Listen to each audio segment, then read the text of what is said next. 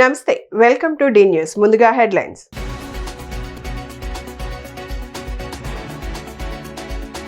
ప్రతి ఇంటికి తాగునీరు అందించే లక్ష్యంతో పనిచేస్తున్నామన్న సీఎం చంద్రబాబు 2028 నాటికి కల నెరవేరుతుందని వెల్లడి.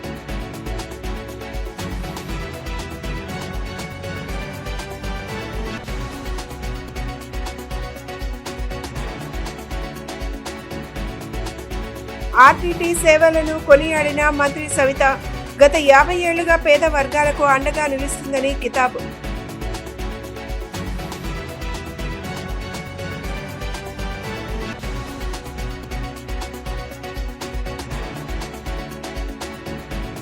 కాల పరిమితి ముగిసిన వైసీపీ కార్పొరేటర్లను సన్మానించిన మాజీ మంత్రి వెల్లంపల్లి శ్రీనివాస్ నగర అభివృద్ధికి కృషి చేశారని వెల్లడి.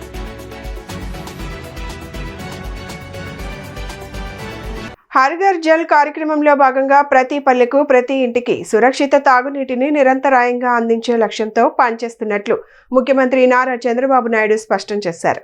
జల్ జీవన్ మిషన్ 2.0 కింద 2028 నాటికి రాష్ట్రంలోని ప్రతి ఇంటికి తాగునీరు కుళాయి లక్ష్యాన్ని సాకారం చేస్తామని ఆయన వెల్లడించారు. జల్ జీవన్ మిషన్ 2.0 పై కేంద్ర రాష్ట్ర ప్రభుత్వాల మధ్య ఢిల్లీలో కుదిరిన MOU కార్యక్రమంలో ముఖ్యమంత్రి చంద్రబాబు క్యాంపు కార్యాలయం నుంచి వర్చువల్గా పాల్గొన్నారు. గ్రామీణ తాగునీటి సరఫరా వ్యవస్థ ఆపరేషన్ మెయింటెనెన్స్కు రాష్ట్ర ప్రభుత్వం అత్యధిక ప్రాధాన్యత ఇస్తోందని సీఎం పేర్కొన్నారు. ఉప ముఖ్యమంత్రి పవన్ కళ్యాణ్ జల్ జీవన్ మిషన్ అమలు విషయంలో ప్రత్యేక శ్రద్ధ చూపిస్తున్నారని అన్నారు. పోలవరం ప్రాజెక్టును గోదావరి పుష్కరాల నాటికి పూర్తి చేయాలనే లక్ష్యంగా పెట్టుకున్నామని, దీనికి కేంద్రం సహకరించాలని ఈ సందర్భంగా సిఆర్ పాటిల్ను సీఎం కోరారు. జల్ జీవన్ 2.0కు అనుమతులు ఇచ్చామని వివిధ రాష్ట్రాల నుంచి వస్తున్న విజ్ఞప్తుల మేరకు చెప్పారు. ప్రత్యేకించి ఆంధ్రప్రదేశ్ ముఖ్యమంత్రి చంద్రబాబు ప్రధాని నరేంద్ర మోదీతో ఈ విషయంపై సంప్రదించారని, ఈ మిషన్ పొడిగింపు కోసం ప్రతిపాదించడంపై పాటిల్ ధన్యవాదాలు తెలిపారు.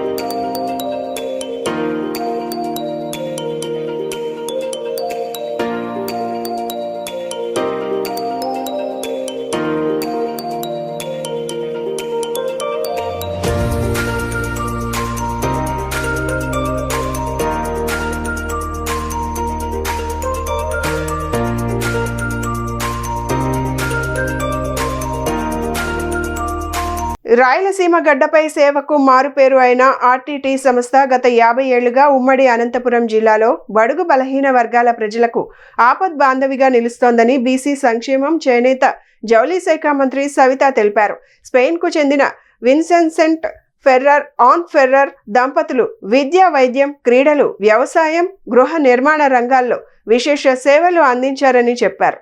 గత వైసీపీ ప్రభుత్వం రాజకీయ కక్షతో ఆర్టీసీ సంస్థను ఇబ్బందులకు గురిచేసిందని, FCRA రెన్యువల్ విషయంలో అడ్డంకులు సృష్టించి భూములను కూడా వెనక్కి తీసుకునే ప్రయత్నం చేసిందని విమర్శించారు. 2021లో రుద్రంపేటలోని భూమి విషయంలో కోర్టు స్టే తీసుకోవాల్సి వచ్చిందని గుర్తు చేశారు. ప్రస్తుతం సీఎం చంద్రబాబు నాయుడు, మంత్రి నారా లోకేష్ జోక్యంతో కేంద్రంతో మాట్లాడి FCRA సమస్యలను పరిష్కరించి సంస్థకు మళ్లీ ఊపిరి పోశారని చెప్పారు. ఆర్టీటీ సూపర్ స్పెషాలిటీ ఆసుపత్రి ద్వారా జిల్లా ప్రజలకు అత్యవసర వైద్యం అందుబాటులోకి వచ్చిందని, విద్య, క్రీడలు, రైతుల అభివృద్ధిలో సంస్థ కీలక పాత్ర పోషించిందని తెలిపారు. ఆర్టీటీకి మద్దతుగా నిలిచిన సీఎం చంద్రబాబు, మంత్రి లోకేష్లకు జిల్లా ప్రజల తరపున మంత్రి కృతజ్ఞతలు తెలిపారు. సేవ అంటే మారుపేరు ఆర్టీటీ సంస్థ. ముఖ్యంగా రాయలసీమలో ఎక్కువగా వినపడేది సేవకు మారుపేరుగా మరి ఆర్టీటీ సంస్థని యావత్ బడుగు బడిగిన ప్రజలందరూ అందరికీ తెలిసిన విషయం. మరి ఆర్టీటీ సంస్థ ఏర్పడి సుమారుగా 50 సంవత్సరాలు వారి సేవలు మేమందరం అందుకున్నాం. మరి విన్సెంట్ ఫెర్రర్, అన్నా ఫెర్రర్ అనే దంపతులు స్పెయిన్ నుంచి వచ్చి మరి వెనకబడిన ప్రాంతం అని ఒక ఆర్టీటీ సంస్థ పెట్టడం వల్ల నిజంగా లక్షలాది మంది ఉపాధి పొందారు. మరి ఎన్నో విధాలుగా మరి హౌసింగ్ పరంగా కావచ్చు, హాస్పిటల్ పరంగా కావచ్చు, విద్య కావచ్చు, మరి క్రీడా పరంగా కావచ్చు, వ్యవసాయ పరంగా కావచ్చు, మరి ఇవెన్నో లక్షలాది మందికి ఈరోజు ఆదుకున్న ఆర్డిటి సంస్థ అన్న విషయం ప్రజలందరికీ తెలుసు. మరి ఆర్డిటి వారి రెన్యువల్ కోసం గత ప్రభుత్వంలో చాలా ఇబ్బంది పడ్డారు. మరి FCRA రెన్యువల్ కోసం మరి చాలా ఇబ్బంది పడ్డారన్న విషయం మనందరికీ తెలుసు. మరి మన యువగళం అధినేత నారా లోకేష్ బాబు గారు ఏదైతే పాదయాత్ర చేసినప్పుడు మా ఉమ్మడి అనంతపురం జిల్లాలో మరి ఆర్డిటి సేవలు స్వయాన చూశారు యువగళం అధినేత నారా లోకేష్ బాబు గారు. మరి మేము అధికారంలోకి రాగానే సార్ ఇది ఉమ్మడి అనంతపురం జిల్లాలో ఉన్న మంత్రులు, ఎమ్మెల్యేలు, ఎంపీలు అందరూ వెళ్ళి లోకేష్ బాబు గారి దృష్టికి, ముఖ్యమంత్రి గారి దృష్టికి చెప్పాం. సార్ కేంద్రంతో ఇది మాట్లాడాలి, గత ప్రభుత్వం దీన్ని గాలికి వదిలేసింది, అన్నీ గాలికి వదిలేశారు. మరి ఆర్డిటి వారు చేస్తున్న సేవలను కూడా గుర్తించకుండా వారి రెన్యువల్కి ఇబ్బంది పడుతున్నారు. కొన్ని అనివార్య కారణాల వల్ల ఇది మరి ప్రజలకు చాలా ఉపయోగపడే సంస్థ సార్ ఇది అని మన యువగళం అధినేత నారా లోకేష్ బాబు గారి దృష్టికి తీసుకెళ్లి ముఖ్యమంత్రి గారి దృష్టికి తీసుకెళ్లాం. గత కార్పొరేషన్ ఎన్నికల్లో 22 డివిజన్లకు గాను 19 డివిజన్లు గెలుచుకోవడం సామాన్య విషయం కాదని, ప్రజల్లో ఉండి సేవ చేయడం వల్లే ఇది సాధ్యమైందని వైసీపీ పశ్చిమ నియోజకవర్గ ఇన్ఛార్జ్ వెల్లంపల్లి శ్రీనివాసరావు పేర్కొన్నారు.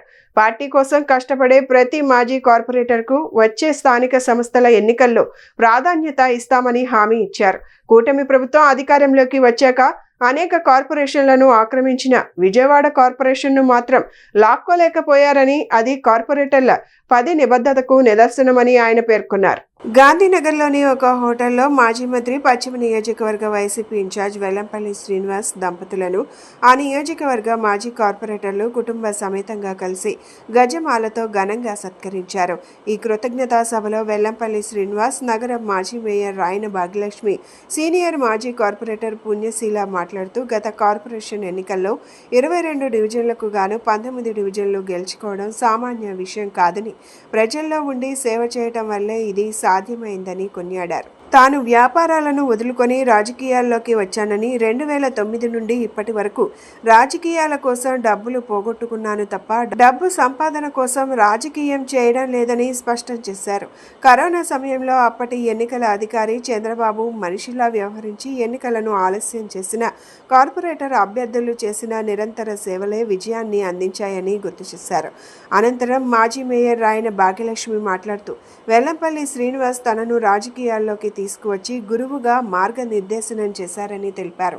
మేయర్గా బాధ్యతలు చేపట్టిన తనకు రాజకీయంపై అవగాహన లేదని, వెల్లంపల్లి సహకారంతోనే అభివృద్ధి పనులు చేయగలిగామని చెప్పారు. రాబోయే రోజుల్లో ఏ ఎన్నికలు వచ్చినా వైఎస్ఆర్సీపీ జెండాను రెపరెపలాడించాలని, వెల్లంపల్లి శ్రీనివాస్ను భారీ మెజారిటీతో గెలిపించి మళ్లీ మంత్రిగా చూసుకోవాలని ఆమె కార్యకర్తలకు పిలుపునిచ్చారు. ఈ కార్యక్రమంలో మాజీ కార్పొరేటర్లు ఆంజనేయ రెడ్డి, ఎలకల చలపతిరావు, పూర్ణచంద్రరావు, ఇర్ఫాన్, గోదావరి, గంగా, రెహమున్నుసా, వలసాని మణమ్మ, కోటిరెడ్డి, చైతన్య రెడ్డి తదితరులు పాల్గొన్నారు. మనం 22 మంది కార్పొరేట్ అభ్యర్థుల్ని నిర్ణయించినప్పుడు కోవిడ్ అని చెప్పని ఆ రోజు చంద్రబాబు తాలూకా మనిషి ఎలక్షన్ కమిషనర్గా ఉండడం, కావాలని ఇంకొక వారం రోజులు ఎలక్షన్స్ అయిపోతాయని తెలిసి కూడా కోవిడ్ అని చెప్పని ఎన్నికలను వాయిదా వేసినప్పుడు కొంత మనకి ఇంత కష్టపడ్డాము, మళ్ళీ టైం వెయిట్ చేయాలని చెప్పని కాకుండా ఆ గ్యాప్ 1 ఇయర్ కూడా మన వాళ్ళందరూ నామినేషన్లు వేశారు. ప్రతి ఒక్కళ్ళు ఏ రోజుకు ఆ రోజు కోవిడ్లో కూడా కోవిడ్ని సైతం పక్కన పెట్టి ప్రజలకి సేవ చేసే విధంగా మీరందరూ కూడా కార్పొరేటర్ కాకముందే ప్రజల మనసులో మీరందరూ కూడా స్థానం సంపాదించుకున్నారు. మీరందరూ కూడా, నేను కూడా ఆ రోజు నుంచి ఒకటే చెప్పేవాడిని, మీరే నా కార్పొరేటర్స్, మీరు గెలిచినా గెలవకపోయినా ఆ డివిజన్ మీదే అని చెప్పని. మళ్ళీ ఇప్పుడు కూడా నేను చెప్తున్నాను. కాకపోతే చిన్న చిన్న ఇబ్బందులు ఏంటంటే మీకు విరోధులు కూడా నన్ను విరోధంగా చూస్తున్నారు వాళ్ళందరూ కూడా. మన విజయవాడ మున్సిపల్ కార్పొరేషన్ 5 ఏళ్ళు దిగ్విజయంగా వైఎస్ఆర్ కాంగ్రెస్ పార్టీ తరపున మనం అందరం పూర్తి చేసుకోవడం అన్నది చాలా ఆనందంగా ఉంది. మనం కార్పొరేషన్కి ఎలా వెళ్ళాము అంటే దానికి మూలం వెల్లంపల్లి అన్న అని చెప్పడానికి ఎలాంటి అతిశయోక్తి లేదు. ఎందుకంటే నేను కౌన్సిల్లో లాస్ట్ డే కూడా నేను చెప్పాను, ఈరోజు నేను బయటకు వచ్చి ఇలా ఈ స్టేజ్ మీద కానీ లేకపోతే 5 ఏళ్ళ కౌన్సిల్లో మేయర్గా నేను నించున్నాను అని అన్నా కానీ అది పూర్తిగా వెల్లంపల్లి సారే. ఎందుకంటే వాస్తవంగా మా వారికైతే నేను బయటికి రావడం అన్నది ఆయనకి ఇష్టం లేదు. ఆయన నన్ను తీసుకురావడానికి ఎప్పుడూ ఇష్టపడలేదు. కానీ మా ఫ్యామిలీ మెంబర్స్ని కానీ మా వారిని కానీ చెప్పి బయటికి పంపించు, పర్వాలేదు, ఎలాంటి ఇబ్బంది ఉండదు, మేమందరం ఉన్నాము, బాగానే ఉంటుందని చెప్పి ఒప్పించి నన్ను బయటికి తీసుకొచ్చింది వెల్లంపల్లి సారే. శుభాకాంక్షలు తెలియజేస్తున్నాను. మనమందరం కూడా మొదటిసారి ఇక్కడ అవకాశం అన్న ద్వారా చేజిక్కించుకున్న వారు ఉన్నారు. అలాగే డే 1 నుంచి జగనన్నతో నడిచిన మరి 2016 డిసెంబర్ 13వ తారీఖున అన్న వెల్లంపల్లి గారు వైఎస్ఆర్సీపీలోకి అడుగు పెట్టడం జరిగింది. మరి ఆ రోజు నుంచి కూడా అన్నతో నా ప్రయాణం ఈ రోజు వరకు ఇలా నడుస్తూనే ఉంది. మరి 21లో మరి రెండోసారి కార్పొరేటర్గా ఎక్కడా నా ఇదిని తగ్గించకుండా మరి 19 నుంచి 21 వరకు అంటే మన పార్టీ అధికారంలో ఉండటం మూలంగానో ఏమో నాకు తెలియదు, కానీ అన్నయ్య సహాయ సహకారాలతో ఎక్కడా కార్పొరేటర్ కాదు అన్న ఫీలింగ్ అయితే రాలేదు. టీడీపీ కేంద్ర కార్యాలయంలో విద్యా ఐటీ శాఖల మంత్రి నారా లోకేష్ 85వ రోజు ప్రజా దర్బార్ నిర్వహించారు. వివిధ జిల్లాల నుంచి వచ్చిన ప్రజలు పార్టీ కార్యకర్తల సమస్యలను వినిపించగా మంత్రి ప్రతి ఒక్కరిని ఆప్యాయంగా పలకరించి అర్జీలు స్వీకరించారు. భూమి నమోదు, న్యాయవాదుల రక్షణ చట్టం అమలు, పన్ను వివాదాల వంటి సమస్యలపై వినతులు అందగా వాటిని పరిశీలించి పరిష్కారానికి చర్యలు తీసుకుంటామని మంత్రి హామీ ఇచ్చారు.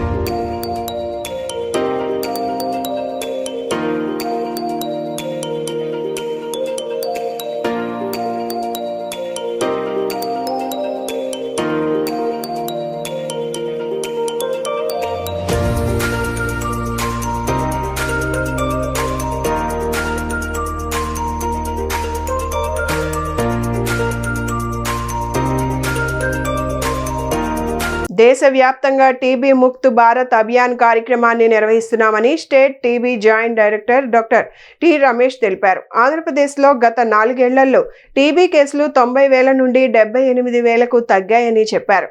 పరీక్షల సంఖ్యను 16 లక్షలకు పెంచినప్పటికీ కేసులు తగ్గడం శుభ పరిణామమని ఆయన పేర్కొన్నారు. ప్రపంచ క్షయ వ్యాధి నివారణ దినోత్సవాన్ని పురస్కరించుకొని విజయవాడ పాత ప్రభుత్వ ఆసుపత్రి నుండి వైద్య ఆరోగ్య శాఖ ఆధ్వర్యంలో భారీ అవగాహన ర్యాలీ నిర్వహించారు. 1882లో రాబర్ట్ కాక్ అనే శాస్త్రవేత్త టీబీ కారక బ్యాక్టీరియాను కనుగొన్న సందర్భాన్ని పురస్కరించుకొని ప్రతి ఏటా ఈ దినోత్సవాన్ని జరుపుకుంటున్నట్లు అధికారులు తెలిపారు. ఈ సందర్భంగా state TB joint director doctor T Ramesh మాట్లాడుతూ 1882లో రాబర్ట్ కాక్ అనే శాస్త్రవేత్త టీబీ కారక బ్యాక్టీరియాను కనుగొన్న రోజును పురస్కరించుకొని ఈ దినోత్సవాన్ని పాటిస్తున్నామని, దీనిని నిర్మూలించేందుకు దేశవ్యాప్తంగా టీబీ ముక్త్ భారత్ అభియాన్ కార్యక్రమాన్ని లాంచ్ చేశామని తెలిపారు. ఆంధ్రప్రదేశ్లో గత 4 ఏళ్లలో టీబీ కేసులు 90,000 నుండి 78,000కు తగ్గాయని, పరీక్షల సంఖ్యను 16 లక్షలకు పెంచినప్పటికీ కేసులు తగ్గడం శుభ పరిణామమని ఆయన పేర్కొన్నారు. ఈరోజు ప్రపంచ క్షయవ్యాధి నివారణ దినోత్సవంగా మనం 1882లో రాబర్ట్ కాక్ గారు ఈ టీబీ అనేది ఒక బ్యాక్టీరియా వల్ల వస్తుందని కనుక్కున్న రోజు. సో ఈ రోజుని మనం ప్రపంచ క్షయ నివారణ దినోత్సవంగా పాటిస్తాం. అలాగే మన భారతదేశంలో అన్ని రాష్ట్రాల్లో కూడా ఈరోజు టీబీ ముక్త్ భారత్ అభియాన్ అనే కార్యక్రమాన్ని లాంచ్ చేయడం జరుగుతూ ఉంది. ఈ కార్యక్రమంలో ముఖ్యంగా వల్నరబుల్ పాపులేషన్ అంటారు, అంటే ఎవరికైతే టీబీ ఎక్కువగా వచ్చే అవకాశం ఉందో అలాంటి వాళ్ళందరికీ కూడా ఎటువంటి లక్షణాలు లేకపోయినప్పటికీ వాళ్ళందరినీ స్క్రీనింగ్ చేసి వాళ్ళ ద్వారా అంటే ఎర్లీగా మనం టీబీని కనుక్కోవడం కోసం ఈ కార్యక్రమాన్ని 100 రోజుల పాటు లాంచ్ చేయడం జరుగుతూ ఉంది. సో మనకి ఆంధ్రప్రదేశ్కి వస్తే గత 4 సంవత్సరాల్లో కూడా టీబీ కేసులు 90,000 నుంచి 78,000కు తగ్గాయి. అలానే టెస్టులు కూడా 8 లక్షల నుంచి 16 లక్షల టెస్టులు కూడా 2025 సంవత్సరంలో చేయడం జరిగింది. అంటే అత్యధిక మందికి టెస్ట్ చేస్తున్నా కూడా మన కేసులు తగ్గుతున్నాయి. ఇది ఒక మంచి పరిణామం. సో ఈరోజు వరల్డ్ టీబీ డే సందర్భంగా మన ఓల్డ్ జీజీహెచ్లో మా జేడీ గారు, అట్లనే మా డీలాటో గారు, అట్లనే వైద్య సిబ్బంది అందరితో కూడా పబ్లిక్ అందరికీ కూడా ఒక అవేర్నెస్ అనేది ఇవ్వాలనే ఉద్దేశంతో ఈ ర్యాలీని మేము ఇక్కడ ప్రారంభిస్తున్నాము. సో దీంట్లో ముఖ్య ఉద్దేశం ఇప్పుడు మనకి టీవీ ముక్త భారత్ దాంట్లో 2.0 దాంట్లో ఇప్పుడు కొత్తగా ఈరోజు లాంచ్ చేయడం జరుగుతుంది. దీంట్లో మెయిన్గా ఏంటంటే వల్నరబుల్ పాపులేషన్ అంతటిని కూడా స్క్రీన్ చేసుకోవాలి. వాళ్ళలో డయాబెటిక్ కానీ, తర్వాత వాళ్ళలో ఎక్కడ నాట్ రీచబుల్ ఏరియాస్లో ఉన్న వాళ్ళని, హై రిస్క్ పీపుల్ వాళ్ళందరినీ కూడా స్క్రీనింగ్ చేసుకోవడం అనేది ప్రధాన ఉద్దేశం ఇందులో. సో వాళ్ళందరికీ కూడా అవేర్నెస్ అనేది ఇవ్వడం ఒకటి. తర్వాత ప్రతి వాళ్ళకి స్క్రీనింగ్ చేసి ఆ స్క్రీనింగ్ వాళ్ళకి తెలియజేయడం, వాళ్ళకి జాగ్రత్తలు తీసుకోమని చెప్పడం. అసలు టీబీ సిమ్టమ్స్ ఇప్పటి వరకు చెప్పుకుంటూ వచ్చాము. ఇప్పుడు అసిమ్టమాటిక్ గ్రూప్ వాళ్ళని మెయిన్గా టార్గెట్ చేయడం. ఏపీ కాంగ్రెస్ అధ్యక్షురాలు వైఎస్ షర్మిల రాష్ట్ర ప్రభుత్వం ఉగాది నాడు విడుదల చేసిన జాబ్ క్యాలెండర్పై తీవ్ర స్థాయిలో విమర్శలు గుప్పించారు. కొండంత రాగం తీసి కూసింత పాట పాడినట్లుగా ఈ క్యాలెండర్ ఉందని, ఇది యువతను మోసం చేయడమేనని ఆమె ఆరోపించారు. రాష్ట్రంలోని ఉద్యోగాల భర్తీపై ముఖ్యమంత్రి చంద్రబాబు నాయుడు వెంటనే ఒక శ్వేతపత్రం విడుదల చేయాలని ఆమె డిమాండ్ చేశారు. విజయవాడలోని ఆంధ్రరత్న భవన్ నందు ఏపీ కాంగ్రెస్ రాష్ట్ర అధ్యక్షురాలు వైఎస్ షర్మిల మీడియా సమావేశం నిర్వహించారు. ఈ సందర్భంగా ఆమె మాట్లాడుతూ కూటమి ప్రభుత్వం జాబ్ క్యాలెండర్ పేరుతో నిరుద్యోగులను నిరాశపరిచిందని అన్నారు. ప్రభుత్వం విడుదల చేసిన క్యాలెండర్ చూసి అంతా తుస్సుమనిపించిందని వ్యాఖ్యానించారు. ఈ నేపథ్యంలో రాష్ట్రంలోని ఉద్యోగాల భర్తీపై ముఖ్యమంత్రి చంద్రబాబు నాయుడు వెంటనే ఒక శ్వేతపత్రం విడుదల చేయాలని ఆమె డిమాండ్ చేశారు. వాస్తవ ఖాళీలు ఎన్ని, వాటిని ఎప్పటిలోగా భర్తీ చేస్తారో స్పష్టత ఇవ్వాలని కోరారు. దీంతో పాటు గ్రూప్స్ పరీక్షలకు సిద్ధమవుతున్న అభ్యర్థుల వయో పరిమితిని 47 ఏళ్లకు పెంచాలని కూడా ప్రభుత్వాన్ని విజ్ఞప్తి చేశారు.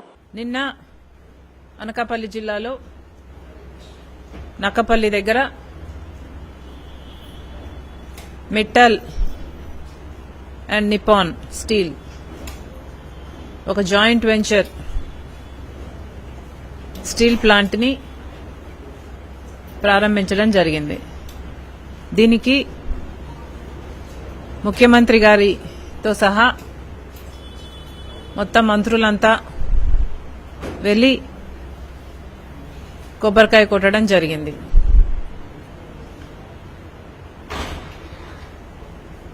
ఇది చాలా గొప్ప స్టీల్ ప్లాంట్ అని, దీన్ని తీసుకురావడంలో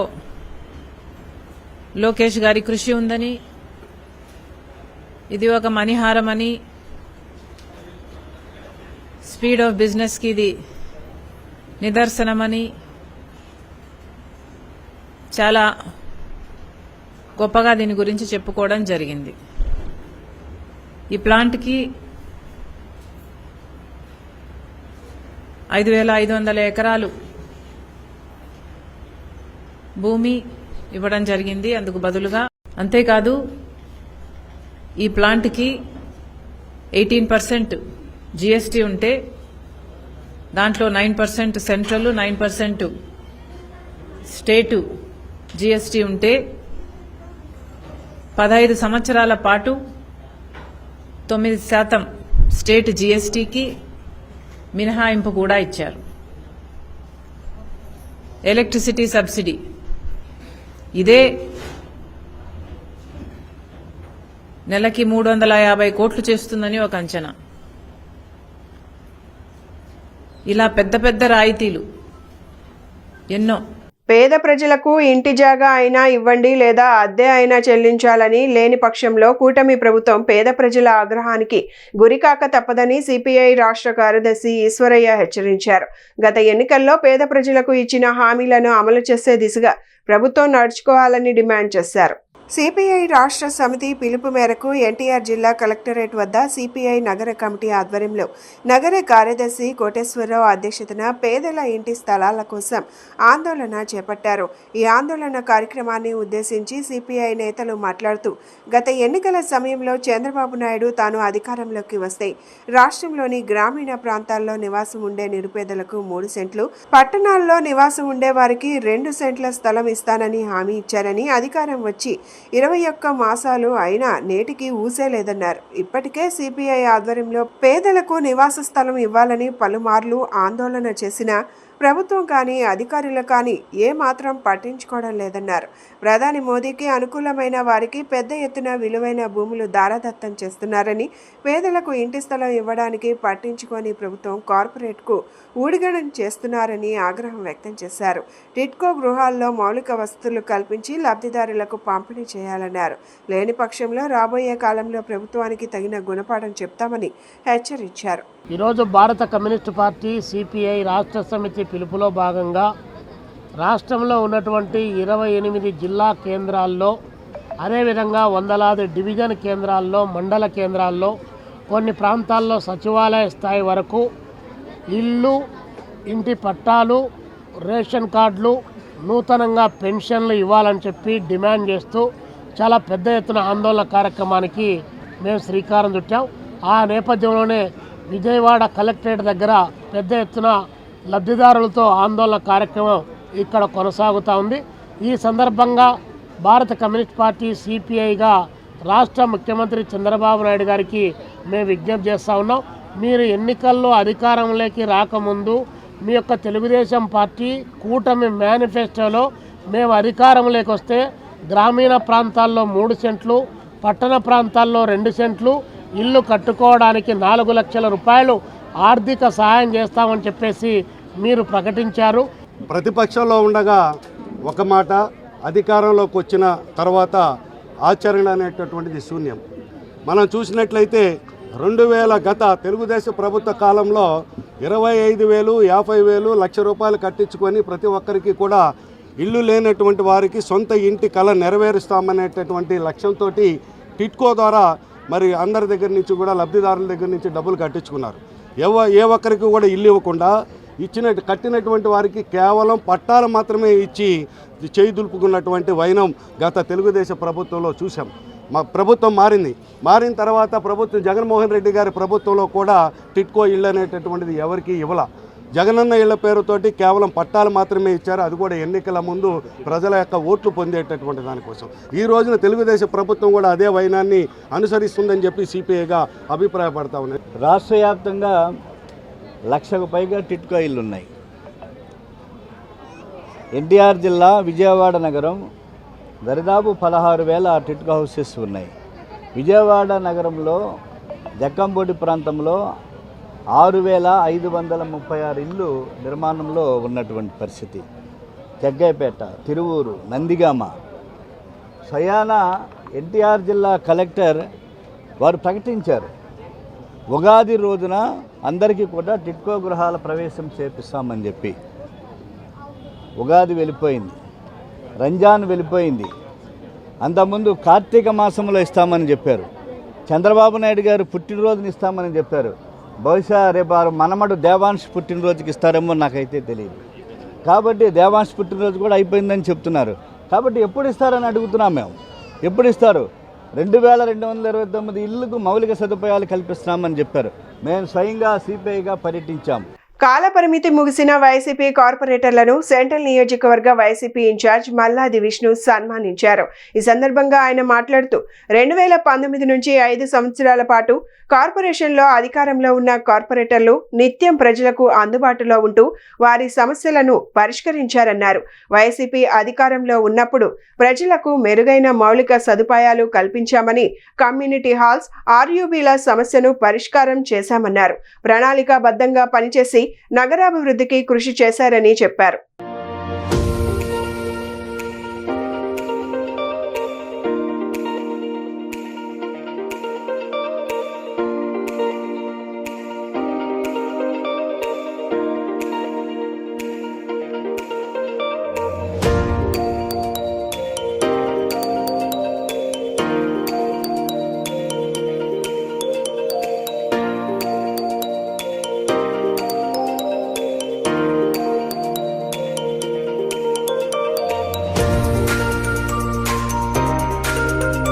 వైఎస్ఆర్ కాంగ్రెస్ పార్టీ నగరపాలక సంస్థలో సభ్యులుగా ఉన్నటువంటి డిప్యూటీ మేయర్ గారు, అలాగే ఇతర కార్పొరేటర్లు అందరూ కూడా మొన్న 17వ తారీఖుతో నగరపాలక సంస్థ కాలపరిమితి ముగిసింది.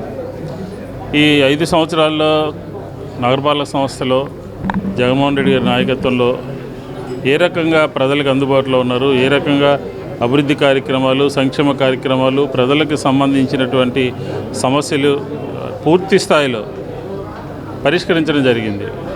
దాన్ని పురస్కరించుకుని ఈ కౌన్సిలర్లు, కార్పొరేటర్లు, డిప్యూటీ మేయర్లు అందరికీ కూడా వాళ్ళని సత్కరించాలి, సన్మానించాలి, అభినందించాలి అనే ఒక ఆలోచనతో ఈరోజు విజయవాడ సెంట్రల్ నియోజకవర్గంలో ఉన్నటువంటి వారందరినీ కూడా గౌరవించడం జరిగింది. ముఖ్యంగా నగరపాలక సంస్థ జగన్మోహన్ రెడ్డి గారి నాయకత్వంలో 5 సంవత్సరాలు ఒక బ్రహ్మాండమైనటువంటి కావలసినటువంటి ప్రజలకు కావలసినటువంటి మౌలిక సదుపాయాలు, రోడ్లు కానివ్వండి, డ్రైన్స్ కానివ్వండి, అలాగే కమ్యూనిటీ హాల్స్ కానివ్వండి, అలాగే ఆర్యూబీలు కానివ్వండి, అలాగే ఓవర్ హెడ్ ట్యాంక్స్ కానివ్వండి, ఇవన్నీ కూడా ఒక ప్రణాళికాబద్ధంగా వార్ ఫుట్ మీద 5 సంవత్సరాల్లో విజయవాడ నగర రూపురేఖల్ని మార్చినటువంటి పార్టీ వైఎస్ఆర్ కాంగ్రెస్ పార్టీ.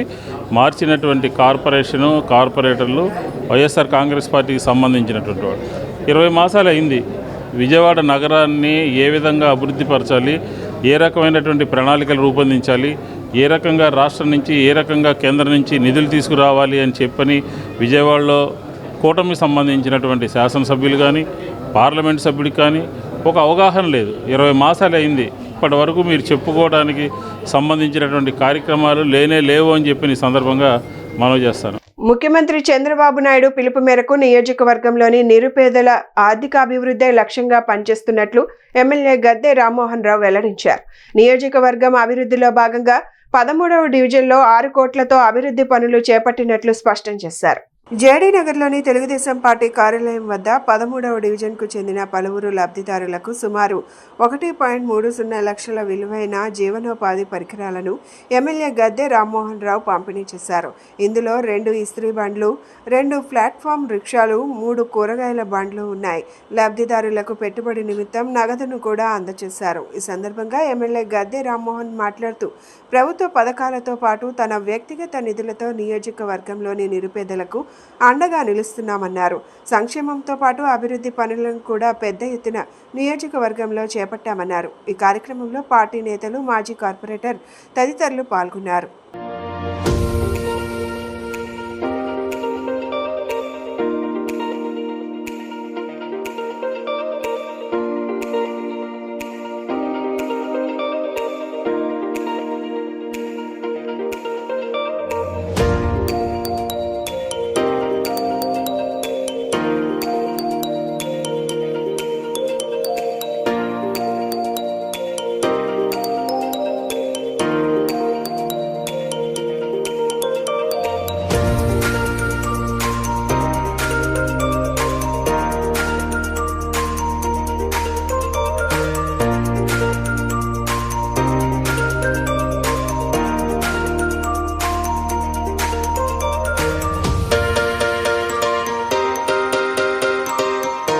ఈరోజు నారా చంద్రబాబు నాయుడు గారు P4 అనే ఒక కార్యక్రమం కోసం ప్రతి అవకాశాన్ని, ప్రతి మీటింగులో స్టేజ్ని కూడా ఉపయోగించుకుంటూ తోటివాడికి సహాయం చేయండి, తోటివాడికి సహాయం చేయండి, తోటివాడికి సహాయం చేయండి అని చెప్పి అనేక మార్లు చెప్తూ ఉన్నారు.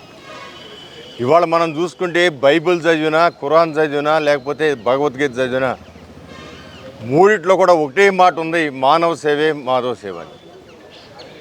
ఆ దేవుడే చెబుతాడు స్వయంగా, మీరు వచ్చి నాకు పూజలు చేసి నన్ను కోరికలు ఆడటం కాదు, మీరు ఇతరులకు ఏం చేశారో చెప్పండి అని దేవుడు అడుగుతాడని కూడా బైబిల్లో రాయబడింది. అదేవిధంగా ఖురాన్లో కూడా ఇదే మాట రాయబడింది, భగవద్గీతలో కూడా రాయబడింది. అందువల్ల ఆ కాన్సెప్ట్ని నా అదృష్టవశాత్తు నాకు అవకాశం కలిగిన మీదట 35 సంవత్సరాల నుంచి అదే కార్యక్రమాన్ని నేను నమ్ముకోవడం జరిగింది. దేవుని పెద్ద నమ్ముకోలేదు, బట్ ఆ కార్యక్రమాన్ని నమ్ముకున్నాను. మరి ఆ దేవుడు కూడా ఆ కార్యక్రమం నమ్ముకున్నాను కాబట్టి నేను అడిగినా అడగకపోయినా నాకు కావాల్సినవి కూడా ఇస్తున్నాడని కూడా నేను అనుకుంటా ఉన్నాను.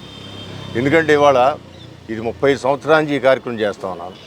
ఎక్కడ హాస్పిటల్ ఇబ్బంది పడతామంటే వాళ్ళు హాస్పిటల్ ఫీజులు కట్టుకోలేక వాళ్ళ ప్రాణాలు పోయే స్థితులు ఉంటే నా శక్తి వంచిన మేరకు వాళ్ళకి హాస్పిటల్లో డబ్బులు కట్టి ట్రీట్మెంట్ చేసే సందర్భాలు ఉన్నాయి.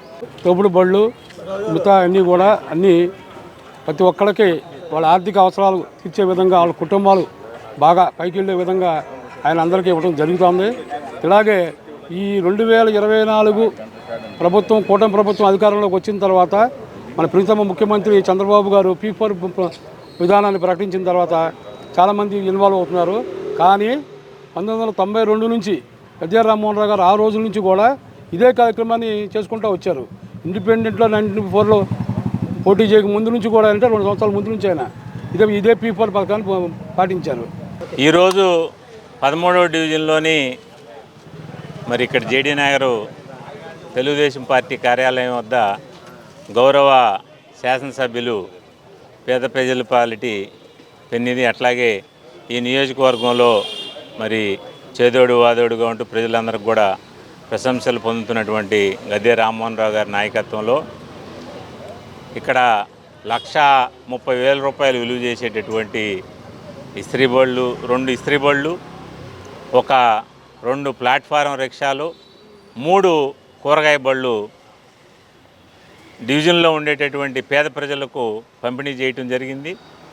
మరి ఈ రోజున తూర్పు నియోజకవర్గంలో ఉన్నటువంటి ప్రజలందరూ కూడా పేదవాడికి కష్టం వస్తే మొట్టమొదటగా గద్దె రామ్మోహన్ రావు గారి ఆఫీస్కి వెళ్తూ సమస్యలు చెప్పుకున్నటువంటి సందర్భంలో మచిలీపట్నంలో ఏసీబీ దాడులు సంచలనంగా మారాయి. మచిలీపట్నం ఏఎంవీఐ లోక్నాథ్ ప్రసాద్పై ఆదాయానికి మించిన ఆస్తులు కూడబెట్టారన్న ఆరోపణల నేపథ్యంలో అవినీతి నిరోధక శాఖ అధికారులు ఆకస్మికంగా సోదాలు చేపట్టారు. ఈ రోజు ఉదయం నుంచి విజయవాడలోని ఆయన నివాసం, సోదరుడి ఇల్లు, అలాగే మచిలీపట్నంలోని కార్యాలయంలో ఏకకాలంలో తనిఖీలు కొనసాగుతున్నాయి. ఈ దాడులతో జిల్లాలో తీవ్ర కలకలం రేగింది. అధికారికంగా ఇంకా పూర్తి వివరాలు వెలువడాల్సి ఉంది. ఈ సందర్భంగా గుంటూరు ఏసీబీ ఇన్స్పెక్టర్ మన్మథరావు మాట్లాడుతూ ఏఎంవీఐ లోక్నాథ్ ప్రసాద్పై వచ్చిన అవినీతి ఆరోపణల ఆధారంగా కోర్టు అనుమతితో సోదాలు చేపట్టినట్లు తెలిపారు. ఆయన కార్యాలయం, విజయవాడలోని నివాసం, సోదరుడి ఇల్లు, అలాగే మచిలీపట్నంలోని ఇతర సంబంధిత ప్రదేశాల్లో ఏకకాలంలో తనిఖీలు నిర్వహిస్తున్నామని వెల్లడించారు. సోదాల సమయంలో పలు కీలక పత్రాలు, ఆస్తులకు సంబంధించిన ఆధారాలు స్వాధీనం చేసుకున్నామని, వాటిని పరిశీలించిన అనంతరం పూర్తి వివరాలు వెల్లడిస్తామని ఆయన పేర్కొన్నారు. నమస్కారం అండి, నా పేరు మన్మథరావు, ఏసీబీ ఇన్స్పెక్టర్ గుంటూరు. మన గౌరవ డీజీ గారు అతుల్ సింగ్ గారి ఆదేశాల మేరకు ఈరోజు నేను మరియు మా సిబ్బంది జయభారత్ రెడ్డి ఇన్స్పెక్టర్ ఎస్ఐ గారు మరియు తోటి సిబ్బందితో కలిసి ఈరోజు ఇక్కడికి రావడం జరిగింది. ఈ ఆఫీస్ అయినటువంటి డిటిఓ కృష్ణా జిల్లా ఆఫీసులో పనిచేస్తున్నటువంటి ఏఎంబిఐ లోకనాథ ప్రసాద్ ఏమేమి పనిచేస్తున్నారు. ఇతను ఇక్కడ పనిచేస్తూ కొంచెం అవినీతికి పాల్పడి ఆదాయానికి మించి అక్రమాస్తులు కూడగట్టారనే సమాచారం మేరకు అతని మీద ఎఫ్ఐఆర్ రిజిస్టర్ చేయడం జరిగింది. సో దానిలో భాగంగా సెర్చెస్ కండక్ట్ చేస్తున్నారు. ఈరోజు విజయవాడ మరియు ఇక్కడ కూడా చేస్తున్నారు. వేరే హౌసెస్లో కూడా సెర్చెస్ కండక్ట్ చేయడం జరుగుతుంది. సో సాయంత్రం కల్లా దాని యొక్క ఇక్కడ అతని పర్సనల్కి సంబంధించిన డాక్యుమెంట్స్ ఉన్నాయనేది మనం వెరిఫై చేస్తున్నాం. సో ఇది అఫీషియల్ కాబట్టి ఇక్కడ ఎటువంటివి ఇంకా లభ్యం కాలేదు. ఇంకా ఫర్దర్ చర్చస్లో ఏమైనా ఉంటే మీకు చేస్తాను. కంప్లైంట్ అనేది ఇన్ఫర్మేషన్ కంప్లైంట్ స్పెసిఫిక్గా ఉంది. జనరల్గా ఆదాయానికి మించిన ఆస్తులు ఎవరైనా చేస్తూ ఉంటే మనకు ఇన్ఫర్మేషన్ వస్తుంది, మేము పెట్టుకుంటాం. అతను ఉండేది విజయవాడలో రెసిడెన్స్, ఇక్కడ పనిచేస్తున్నాడు, మీకు తెలిసి ఉంటుంది. గత లాస్ట్ 3 years నుంచి ఇక్కడ వర్క్ చేస్తున్నాడు. సో అతని మీద ఇలా చేస్తున్న ఇన్ఫర్మేషన్ మేరకు మనం ఇన్ఫర్మేషన్ పెట్టుకొని కలెక్ట్ చేసుకున్నారు. ఇంకా అంత క్లారిటీ లేదు సార్. వస్తారు కదా విజయవాడలోనే మనకి ఇక్కడ జరుగుతాయి. జనరల్గా వాళ్ళ రిలేటివ్స్ ఎవరైనా బినామీస్ ఉంటే ఆ ఇంట్లో కూడా జరుగుతాయి. విజయవాడ నగరంలో బ్యాండ్ మేళం చిత్ర యూనిట్ సందడి చేసింది. తెలంగాణ పల్లెటూరు నేపథ్యంలో సాగే స్వచ్ఛమైన ప్రేమ కథలకు తెలుగు ప్రేక్షకులు ఎప్పుడూ బ్రహ్మరథం పడతారు. సరిగ్గా అదే బాటలో బావ మరదళ్ల మధ్య ఉండే అందమైన అనుబంధాన్ని, భావోద్వేగాలను వెండితెరపై ఆవిష్కరించడానికి ఈ నెల 26వ తేదీన బ్యాండ్ మేళం చిత్రం ప్రేక్షకుల ముందుకు రానుందని, చిన్న చిత్రాన్ని ప్రేక్షకులు వీక్షించి విజయవంతం చేయాలని నిర్మాత కోన వెంకట్ కోరారు. బ్యాండ్ మేళం చిత్రం ప్రమోషన్లో భాగంగా సత్యనారాయణపురంలోని ఓ హోటల్లో ఏర్పాటు చేసిన విలేకరుల సమావేశంలో చిత్ర నిర్మాత కోన వెంకట్ మాట్లాడుతూ తాను అనేక మంది నూతన దర్శకులను, నటీనటులను ప్రోత్సహించడం జరిగిందన్నారు. అనేక మంది సినీ రంగంలో తమకంటూ ఒక ప్రత్యేకతను, గుర్తింపును తెచ్చుకుంటున్నారని తెలిపారు. చిన్ననాటి స్నేహం పెద్దయ్యాక ప్రేమగా ఎలా మారింది, ఆ ప్రయాణంలో ఎదురైన అడ్డంకులు మరియు భావోద్వేగాలను దర్శకుడు ఎంతో హృదయంగా మలిచారని అన్నారు. కుటుంబ సమేతంగా చూడదగ్గ చిత్రమన్నారు.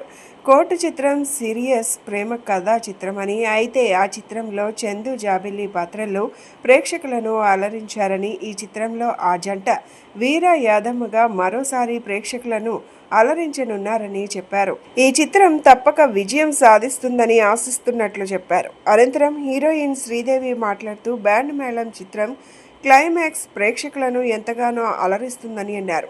ఈ చిత్రంలో తెలంగాణ అమ్మాయిగా కనిపిస్తానని, తెలంగాణ యాసలో మాట్లాడడం నేర్చుకున్నట్లు చెప్పారు. తదనంతరం దర్శకుడు సతీష్ జవాజీ మాట్లాడుతూ తాను అనేక మందికి కథ వినిపించాలని, అయితే కోన వెంకట్ కథ విన్న వెంటనే రోహన్ శ్రీదేవితో కలిసి ఈ చిత్రం నిర్మించాలని తనకు సూచించినట్లు చెప్పారు. ఈ చిత్ర నిర్మాణానికి కోన వెంకట్ ఎంతగానో సహకారం అందించారని తెలియజేశారు.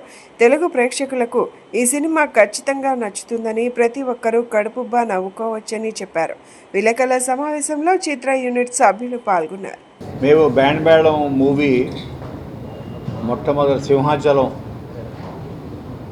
నరసింహస్వామి దర్శనం చేసుకొని మా ప్రచార కార్యక్రమాలు స్టార్ట్ చేసాం. మా క్యాంపెయినింగ్, మా ప్రమోషన్స్ సింహాచలం నుంచి. ఇవాళ అమ్మవారి దర్శనంతో మా ప్రచార కార్యక్రమాలను ముగించాం.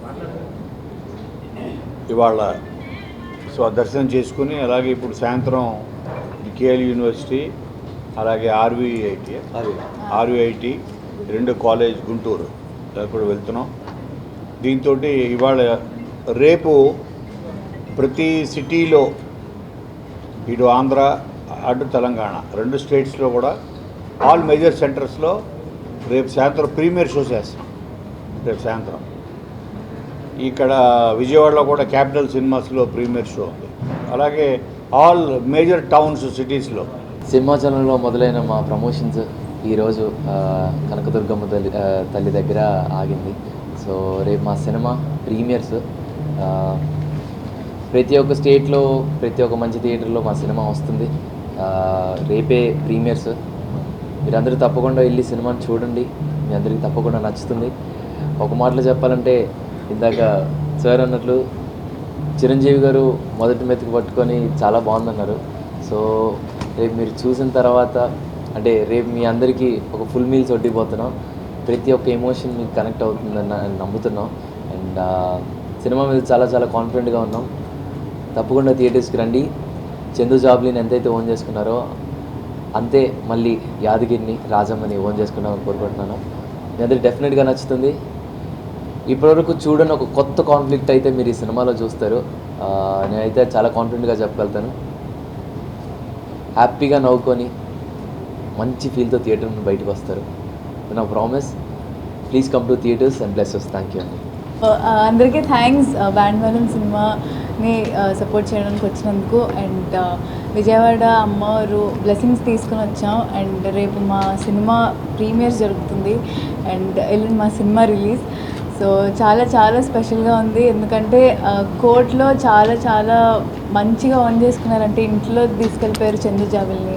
సో ఖచ్చితంగా అదే కాన్ఫిడెన్స్తో మళ్ళీ ఒక మంచి కథతో వచ్చాం బ్యాండ్మెల్ అనే సినిమాతో. అండ్ మీ అందరికీ తప్పకుండా నచ్చుతుంది. అండ్ జాబులి చందుని ఎంతైతే ఓన్ చేసుకున్నారో ఖచ్చితంగా దానికంటే ఎక్కువ రాజమ్మని యాదగిరిని ఇంటికి తీసుకెళ్ళిపోతారు. సో అందరూ తప్పకుండా 26న బ్యాండ్మెల్ థియేటర్స్లోకి వస్తుంది. సో ప్లీజ్ కోనా సార్ చెప్పినట్టు ఈ కథ చాలా బాగుంటుంది. ఇలాంటి కొత్త సినిమాలను ఎంకరేజ్ చేయండి. ఎందుకంటే ఇప్పుడు నేను డైరెక్టర్ ఎలా అయ్యానో ఈ సినిమాని ఎంకరేజ్ చేస్తే ఇంకో 10 మంది డైరెక్టర్ని చేస్తాడు ఆయన. ఈ సినిమా నాకు యాక్చువల్గా ఫస్ట్ నా కోసం హిట్ అవ్వాలనే ఫీలింగ్ ఉండేది. కానీ end of the day promotions వచ్చేసరికి కోనా సార్ కోసం హిట్ అవ్వాలనిపించింది. ఎందుకంటే మేము చాలా యంగ్ ఉన్నాం, మేము ఎక్కడ పడితే అక్కడ తిరుగుతాం, ఏ ప్రమోషన్స్కైనా వెళ్తాం. కానీ కోనా సార్ డే 1 నుంచి మేము రెస్ట్ తీసుకున్నా సరే ఇలా చేస్తున్నారంటే సినిమా మీద ప్యాషన్ గురించి చెప్తున్నాను సార్. Okay okay. సో మాకే ఒక రోజుకో 2 రోజులు మాకే 2 డేస్కో 3 డేస్కో బోర్ కొట్టేది ఏదైనా పని మళ్ళీ చేస్తే. కానీ ఈయన 100 సినిమాలు చేసిన తర్వాత కూడా 101 సినిమాకి కూడా ఈయన ఇంత తిరగడం అనేది మాకే స్ట్రేంజ్ అనిపిస్తుంది. మేము కూడా చాలాసార్లు సిక్ అయిపోయినాం, రోషన్ కానీ నేను కానీ శ్రీదేవి కానీ. ఇంత యాక్టివ్గా ఈయన ఎలా ఉంటున్నా మాకు అర్థం కావట్లేదు. రైటింగ్ టాలెంట్తో పాటు ఈ సీక్రెట్ కూడా మేము తీసుకోవాలి దగ్గర నుంచి. రేపు ప్రీమియర్స్ పడుతున్నాయండి, ప్రతి సిటీలో ప్రీమియర్స్ ఉన్నాయి. ఎల్లుండి ఈ సినిమా వస్తుంది, అందరు చూడండి. కేంద్ర ప్రభుత్వం ప్రవేశపెట్టిన పీఎం సూర్యాగర్ ముఫ్త్ బిజిలీ యోజన పథకం ద్వారా ప్రతి ఇల్లు ఉచిత విద్యుత్తో వెలుగు నిండుతుందని విజయవాడ తూర్పు నియోజకవర్గ ఎమ్మెల్యే గద్దె రామ్మోహన్ వెల్లడించారు. సోలార్ ప్యానెల్స్ ఏర్పాటు చేసుకుంటే 4 నుంచి 6 ఏళ్లలోనే పెట్టిన పెట్టుబడి తిరిగి రావడంతో పాటు మరో 20 ఏళ్ల పాటు ఉచితంగా విద్యుత్ పొందవచ్చని వివరించారు. అశోక్ నగర్లోని ఎమ్మెల్యే గద్దె తన క్యాంపు కార్యాలయం వద్ద net camp national solar energy federation of India సంయుక్త ఆధ్వర్యంలో ఏర్పాటు చేసిన సూర్యాంధ్ర ప్రగతి రథాలను ఆయన జెండా ఊపి ప్రారంభించారు. ఈ సందర్భంగా ఆయన మాట్లాడుతూ సోలార్ ప్యానెల్స్ ఏర్పాటు చేసుకుంటే 20 ఏళ్ల పాటు ఉచితంగా విద్యుత్ పొందవచ్చునన్నారు. ఈ పథకం కింద సాధారణ ప్రజలకు 30,000 వరకు సబ్సిడీ లభిస్తుందని, ఎస్సీ ఎస్టీ వర్గాలకు 100% రాయితీ ఉంటుందన్నారు. తాను వ్యక్తిగతంగా ఈ పథకం ద్వారా లబ్ధి పొందానని, ప్రజలందరూ ఈ అవకాశాన్ని వినియోగించుకోవాలని కోరారు. ఈ కార్యక్రమంలో NSEFA CEO Subrahmanyam Pulipaka, net camp development officer Moulali తదితరులు పాల్గొన్నారు. కేంద్ర ప్రభుత్వం ప్రవేశపెట్టిన ప్రత్యేకమైన కార్యక్రమం సూర్యాగర్ అనే కార్యక్రమం. ప్రతి ఇంటి మీద కూడా సోలార్ ప్యానల్స్ ఏర్పాటు చేసుకుంటే అతి తక్కువ ఖర్చుతో మనం ఉచిత కరెంటు పొందే అవకాశం ఉంది.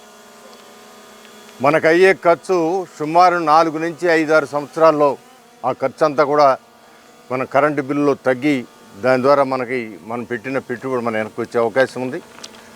ఆ తర్వాత 20 సంవత్సరాల పాటు మనం ఉచితంగా కరెంటు పొందే అవకాశం ఉంది. ఈ రోజున ఏ ఇంటికి వెళ్ళినా కూడా వాళ్ళకి ఇంటి కరెంటు బిల్లు ప్రధానమైన భారంగా మారుతూ ఉంది. అదీనుగాక ఇవాళ కరెంటు మీద రాష్ట్రాలు కానీ దేశం కానీ అనేక కోట్లాది రూపాయలు వెచ్చించి కరెంటు కొనే పరిస్థితి ఉంది. అలా కరెంటు కొనే పరిస్థితి కూడా ప్రకృతి నుంచి, సూర్యుడి నుంచి శక్తిని గ్రహించి ఈ యొక్క సోలార్ ప్లేటుల ద్వారా ఎనర్జీని ఇచ్చే గొప్ప కార్యక్రమం ఇది పొల్యూషన్ ఫ్రీ. దీనివల్ల పొల్యూషన్ కూడా లేదు. ఇవాళ ఒక విద్యుత్తు తయారు చేయాలంటే మరి దానికి అనేకమైన బొగ్గు కావాలా, రకరకాల కావాలా, ఇదంతా కూడా పొగ. మనం చూసాం ఇక్కడ ఆ విద్యుత్ ప్లాంట్ ఇబ్రహీంపట్నంలో ఆ ప్లాంట్ చూస్తే చుట్టుపక్కలంతా కూడా మట్టిమయం అయిపోతుంది. అంటే ఆ పొగ అన్ని చెట్లకు పట్టేసి, రోడ్లకు పట్టేసి, అంటే మనకు తెలియకుండా మన లంగ్స్కి ఎంత పడుతుందో కూడా ఆలోచించుకోవాల్సిన అవసరం ఉంది. సో ఇలాంటి సమయంలో ఇలాంటి కార్యక్రమం ఇది కూడా ప్రభుత్వాలు, అటు కేంద్రంలో మోడీ గారు కానీ రాష్ట్రంలో ఆ యొక్క కార్యక్రమాన్ని అత్యంత శ్రద్ధగా తీసుకుని అనేకమైన సమావేశాలు ఏర్పాటు చేసి ఆయనకి చంద్రబాబు గారికి అవకాశం ఉన్న ప్రతి ఒక్క మీటింగ్లో కూడా ఈ కార్యక్రమం గురించి చెప్తూ ఉన్నారు. అమెరికా ఇజ్రాయెల్ ఇరాన్పై చేస్తున్న యుద్ధం ఇప్పటికే ప్రపంచవ్యాప్తంగా తీవ్ర నష్టం తెచ్చిపెట్టిందని, మన దేశ వ్యవసాయ రంగానికి, రైతాంగానికి, ప్రజలకు కూడా తీరని కష్టాలు తెచ్చిపెట్టిందని ఆంధ్రప్రదేశ్ కౌలు రైతు సంఘాల రాష్ట్ర కార్యదర్శి హరిబాబు ఆవేదన వ్యక్తం చేశారు. ఏది ఏమైనా చర్చల ద్వారా సమస్యలు పరిష్కరించుకోవాలని, యుద్ధాన్ని పూర్తిగా ఆపాలని కోరారు. ప్రపంచంలో శాంతిని నెలకొల్పి రైతన్న సమస్యలను పరిష్కరించాలని డిమాండ్ చేశారు. ఆంధ్రప్రదేశ్ రైతు సంఘం కౌలు రైతు సంఘాల ఆధ్వర్యంలో విజయవాడ నగరంలోని బాలోత్సవ భవనంలో రౌండ్ టేబుల్ సమావేశం నిర్వహించారు. ఈ రౌండ్ టేబుల్ సమావేశానికి పలు కౌలు రైతు సంఘాల నాయకులు హాజరయ్యారు. ఈ సందర్భంగా కౌలు రైతు సంఘం నాయకులు హరిబాబు మాట్లాడుతూ, అమెరికా ఇజ్రాయెల్ ఇరాన్పై చేస్తున్న యుద్ధానికి 5 రోజులు విరామం ప్రకటించిన విషయాన్ని స్వాగతిస్తూనే యుద్ధాన్ని పూర్తిగా ఆపడానికి చర్యలు తీసుకోవాలని రౌండ్ టేబుల్ సమావేశం ఇరు పక్షాలను కోరుతుందని చెప్పారు. యుద్ధం, ఇతర కారణాల వల్ల మన దేశంలో రైతాంగం పండిస్తున్న అనేక పంటలకు ధరలు తీవ్రంగా పడిపోయాయని, ఒకవైపు పెట్టుబడులు విపరీతంగా పెరిగి నష్టాలతో సాగు చేస్తున్న రైతాంగానికి యుద్ధం గోరు చుట్టుపై రోకటి పోటులాగా తయారైందని అన్నారు. రాష్ట్రంలో రైతులు పండించిన పంటలకు గిట్టుబాటు ధరలు కల్పించాలని ప్రభుత్వాన్ని కోరారు. ఆంధ్రప్రదేశ్ రైతు సంఘం, కౌలు రైతుల సంఘం ఆధ్వర్యంలో ఈరోజు ఇక్కడ రౌండ్ టేబుల్ సమావేశం నిర్వహించాం. దీని ప్రధానమైన ఉద్దేశం ఏమంటే, అమెరికా ఇజ్రాయెల్ ఇరాన్ మీద చేసే యుద్ధాన్ని ఆపాలని, తద్వారా ప్రపంచంలో శాంతిని కాపాడాలి, కోట్లాది మంది ప్రజల అశాంతి నుంచి రక్షించాలి, వేలాది ప్రాణాలు పోతున్న వాటిని ఆపాలి, అట్లాగే చిన్నపిల్లలు, మహిళలతో సహా మొత్తానికి నష్టం జరుగుతున్నటువంటి యుద్ధం వల్ల సామ్రాజ్యవాదులు విర్రవేగడానికి ఉపయోగపడుతుంది తప్పితే ప్రజలకేమీ ఉపయోగపడదు. కాబట్టి యుద్ధాన్ని ఆపాలని చెప్పేసి కోరుతున్నాం. రెండో విషయం ఏంటంటే, ఈ యుద్ధం వలన మన రాష్ట్రంలోనూ మన దేశంలోనూ ఎంతో వ్యయ ప్రయాసాలకు వచ్చి కష్టనష్టాలు పడి పంటలు పండిస్తే ఆ పంటలకి గిట్టుబాటు ధరలు ఎట్లాగో లేవు. కనీసం ప్రభుత్వం చెప్పిన మద్దతు ధరలు కూడా ఇవాళ రైతాంగానికి అందట్లేదు. ఉదాహరణకి మొక్కజొన్న వస్తే ప్రభుత్వం చెప్పింది 2400 రూపాయలకు కొంటామన్నారు. ఇవాళ మార్కెట్లో 1500 నుంచి 1700కి కొంటున్నారు. వ్యాపారులందరూ సిండికేట్ అయ్యారు. ప్రభుత్వం చోద్యం చూస్తుంది. అట్లాగే మిర్చి ఇంతకుముందు కేజీ 25 రూపాయలకి కొన్నారు, ఇప్పుడు 10 రూపాయలు అంటున్నారు. 10 కాదు, ఉదయం పూటేమో కొయ్యమంటారు, మధ్యాహ్నానికి మాకు వద్దంటారు. రైతాంగం తీసుకొచ్చిన కూలీల్ని ఏం చేయాలి? అమెరికా ఇజ్రాయెల్ ఇరాన్ మీద చేస్తున్న యుద్ధం వల్ల భారతదేశంలో ఉన్న వ్యవసాయ రంగానికి, రైతులకి, ప్రజలకి కూడా తీరని నష్టం, కష్టాలు జరుగుతున్నాయి. ఈ యుద్ధం వల్ల రైతులు కష్టపడి పండిస్తున్నటువంటి ఎగుమతులన్నీ కూడా ఆగిపోయినాయి. పౌల్ట్రీ, గుడ్లు ఉత్పత్తులు ఎగుమతులు ఆగిపోయినాయి. ఆక్వా, సముద్ర ఉత్పత్తులు కానీ, రొయ్యలు కానీ, బియ్యం ఉత్పత్తులు, పాలు, కూరగాయలు, పండ్లు, మొక్కజొన్న, ఈ ఎగుమతులన్నీ కూడా ఆగిపోయినాయి. వెళ్ళిన ఎగుమతులేమో ఓడలు మళ్ళీ వెనక్కి వస్తున్నాయి. దీనివల్ల రైతాంగం తీవ్రంగా నష్టపోతున్నారు. ఇటువంటి సందర్భంలో ప్రభుత్వం, కేంద్ర రాష్ట్ర ప్రభుత్వాలు జోక్యం చేసుకోవాలి. రైతాంగానికి ఇబ్బందులు లేకుండా చూడాలని కోరుతున్నాం. ఈ పేరుతో అన్ని ఉత్పత్తుల ధరల్ని తగ్గించేశారు. పంటల ఉత్పత్తి ధరలు, రైతులు నష్టపోతున్నారు. కేంద్ర ప్రభుత్వం, రాష్ట్ర ప్రభుత్వం మార్కెట్ ఇంటర్వెన్షన్ స్కీమ్ జోక్యం పథకం ద్వారా చేసుకోవాలి. బులెటిన్ ముగించే ముందు హెడ్లైన్స్ మరొకసారి.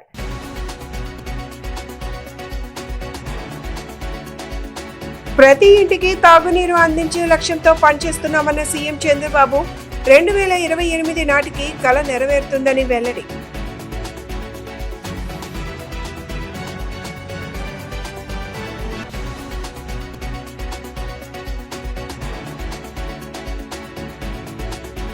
ఆర్టీటీ సేవలను కొనియాడిన మంత్రి సవిత, గత 50 ఏళ్లుగా పేద వర్గాలకు అండగా నిలుస్తుందని కితాబు.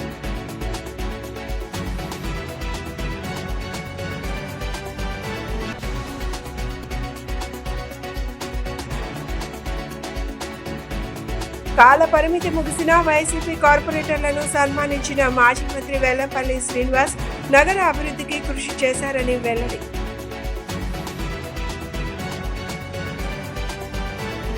ఇవి ఈనాటి bulletin updates. Keep watching the news.